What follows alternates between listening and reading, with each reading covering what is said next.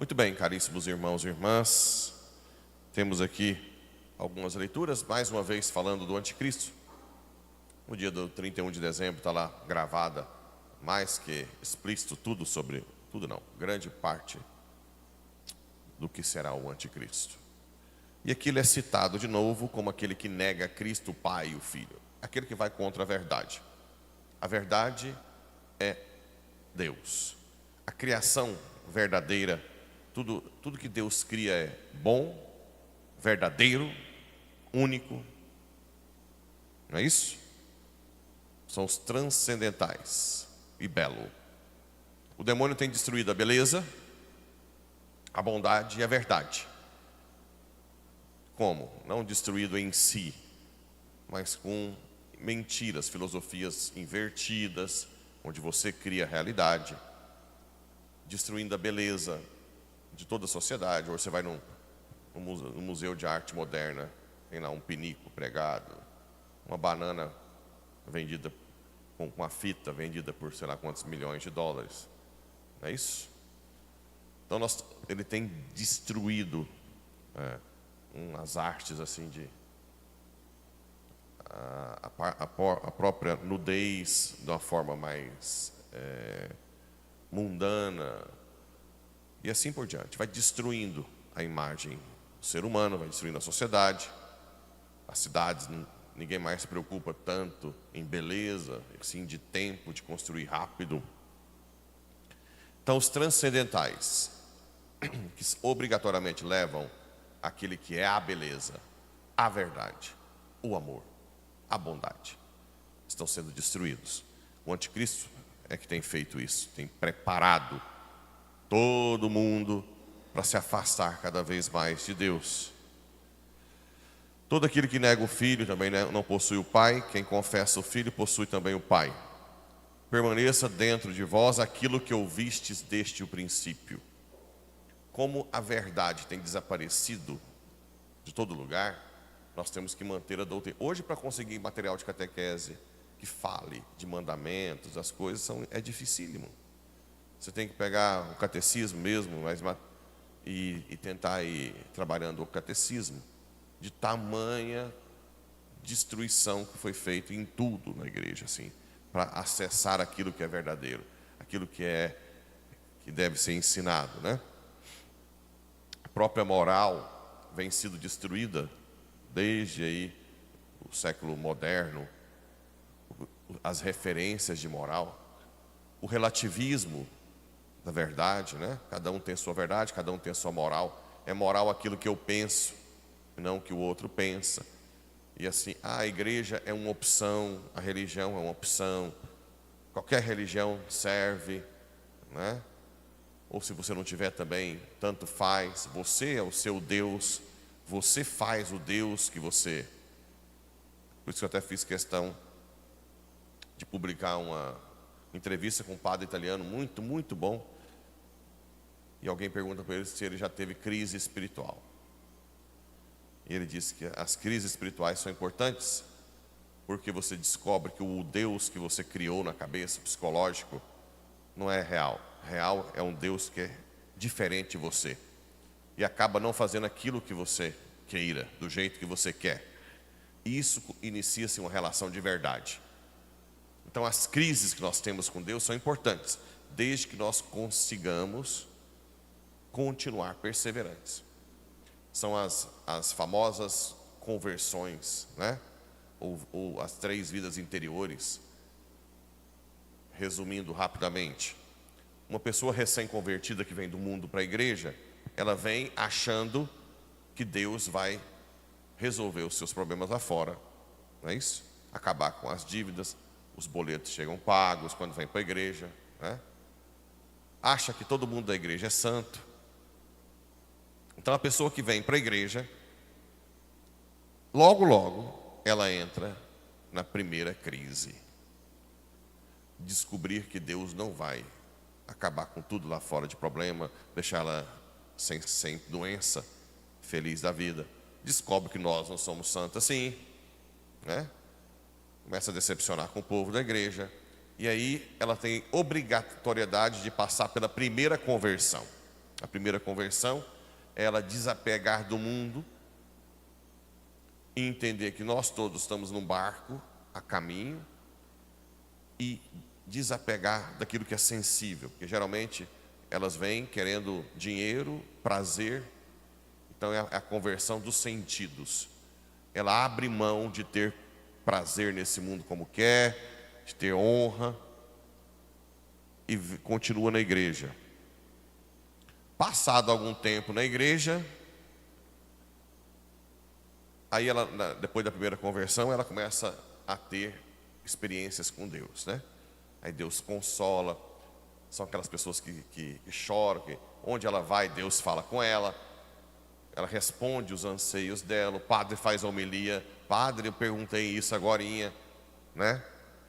Semana passada, achei bonito, acho que foi semana passada, não sei se vocês lembram, que eu estava fazendo homilia e de repente eu falei dos dogmas marianos, quase todos os dogmas, e tinha, não sei se ela, não deve estar aqui hoje não, e tinha entre nós uma mãe que era evangélica e que colocou a filha na catequese, e a filha perguntou sobre Maria.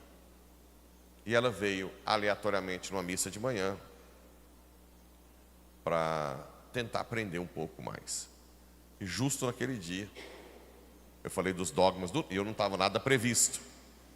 Aí logo depois ela foi ali meio chorosa, dizendo: padre, o senhor respondeu o que eu queria. E ela já querendo confessar e voltar para a igreja, né? Então parece que o mundo gira em torno. Deus mostra esse momento que você se sente, você está rezando e você sente aquele coração fogoso. Você está na rua, dá vontade de falar eu te amo.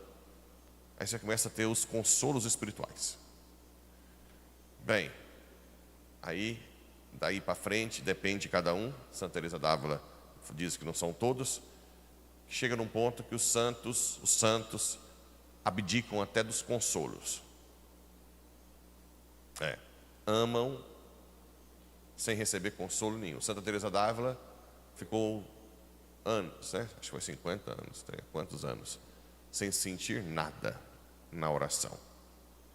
Aí é a hora do desespero. Muitos também abandonam o barco. Outros não, continuam firmes, porque sabem que o céu é a meta. Então a pessoa agora, ela abdicou dos sentidos, abdicou do consolo espiritual. Essa é a pessoa é a segunda conversão, a segunda decolagem, né? É quando a pessoa está mais perto de Deus. E aí explica um pouco, o Lucas perguntou da cruz: Pai, por que me abandonaste? Jesus veio para amar até o fim, sem querer nada em troca, nem o consolo do Pai na cruz. Ele quis isso. É o máximo de um amor. Quando você ama alguém que te dá algo em troca, é fácil. Quando você ama sem pedir nada em troca, é muito difícil. É o amor mais puro, mais purificado. Por exemplo, da esposa que cuida do marido acamado. Então aqui, guarda os ensinamentos da igreja, da doutrina. Existem coisas, por exemplo, que nós católicos, hoje nós estamos vivendo uma confusão muito grande aí, querendo que o Papa mude muita coisa. Aprenda uma coisa: tudo que é de direito natural e divino, o Papa não pode mudar. O Papa não pode falar de ideologia de gênero, nunca. Por quê? Porque vai contra o que é real. Eu ser homem, o outro nascer com sua sexualidade. Nunca vai poder mudar qual é o intuito do sexo, que é união matrimonial para gerar vida. Jamais, Papa nenhum. Pode juntar, eu sei que a imprensa vai aí colocando um monte de coisa na cabeça, mas impossível. A vida é de Deus. As revelações das Escrituras, nunca. Por exemplo, ordenação de mulher, nunca. Jesus escolheu os apóstolos, homens. O Papa não tem poder. E agora João Paulo II já colocou como definitivo.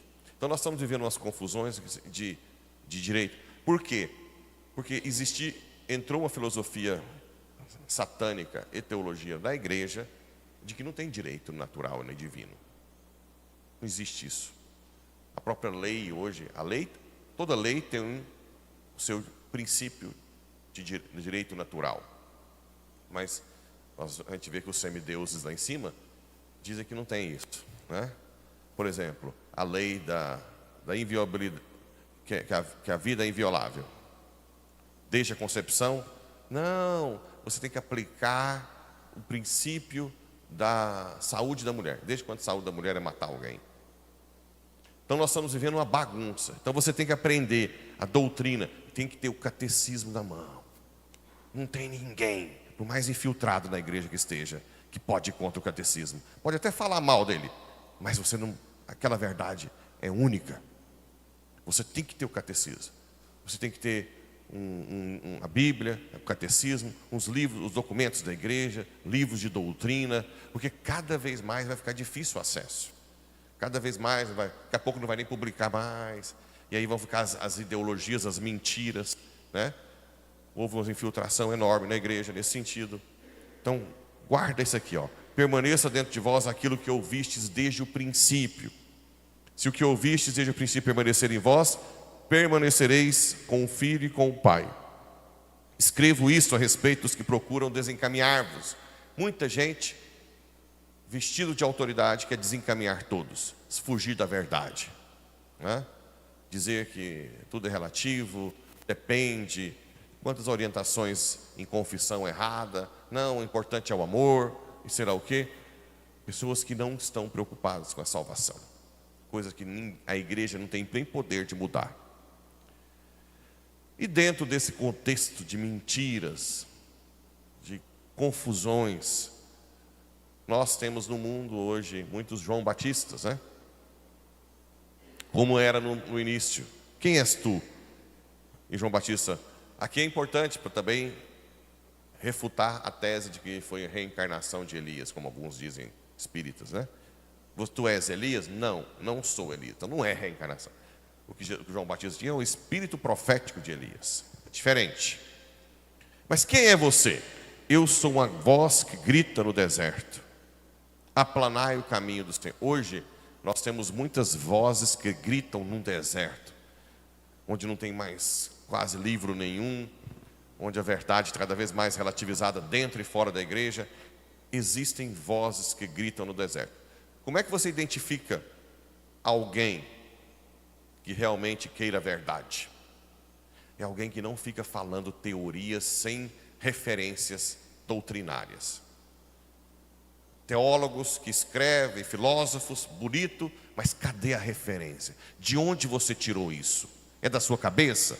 Pode ser papa, a não ser que seja um documento magisterial. Mas entrevistas, outras coisas, cadê a referência? Você tem que perguntar, de onde o senhor tirou isso? Você tem que começar a perguntar, isso que o senhor está falando, está onde? Em qual documento? No catecismo tem isso aí? Questione. Pessoas que se enchem, rebuscam de escrever coisas, teorias pessoais, e não tem referência nenhuma, a não ser a si mesmo. O próprio Deus é você. Mesmo que seja de autoridade, até dentro da igreja, questione. Onde? Onde você? A voz que grita no deserto são pessoas que falam dos documentos, código de direito canônico. É uma outra coisa boa que vocês podem comprar. Por mais que pareça que é difícil, comprem o código de direito canônico, comprem o catecismo, comprem documentos da igreja. Tem um compêndio do Concílio Vaticano II, todos os documentos do Concílio Vaticano II, que é belíssimo, que o demônio tem colocado na cabeça dos outros que não é. São documentos belíssimos. Tenha toda a doutrina em casa e depois questione de onde veio isso. Nós temos que lutar, porque existe uma autoridade magisterial milenar. A autoridade da igreja está no Espírito Santo da igreja, que vem há séculos e séculos e séculos. Eu só falo a verdade se eu me submeto ao magistério. Teoria minha, quando é coisa minha, eu aviso. Quando eu falei que eu disse que eu tenho no meu coração que Nossa Senhora sentiu dor no parto, lembra? A maioria dos teólogos não tem essa dizem que não. E a igreja não diz nada. Mas eu sempre falo, olha, isso é uma opinião minha. Os santos, muito mais santos que eu, muito mais importante. Agora, as outras coisas que eu falo e não entro nesse meio, é porque eu estou falando coisa que a igreja afirma, que a igreja diz, está documentado. Então, que muitos João Batistas, que vocês sejam João Batistas para outras pessoas, gritem lá fora para seguir a verdadeira doutrina, a verdade. Doa quem doer, questiona, bota na parede. De onde veio isso? É da sua cabeça? Sinto muito. Faz igual foi com Paulo na Grécia. Depois nós te ouviremos. Nós queremos a doutrina da igreja. Que Nossa Senhora, Mãe da doutrina, da verdade, nos ajude nessa caminhada. Assim seja.